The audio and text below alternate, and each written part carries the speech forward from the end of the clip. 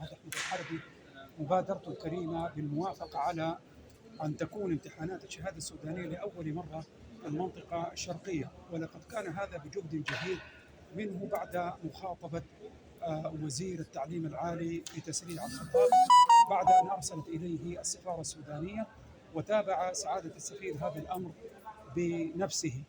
وإذ نهتبل هذه الفرصة نقدم الشكر والتجلى لحكومة سيدي خادم الحرمين الشريفين وولي عهده الميمون جامعة الإمام عبد الرحمن بن فيصل، ولكل الذين انتظموا هذا العقد من إخواننا السودانيين.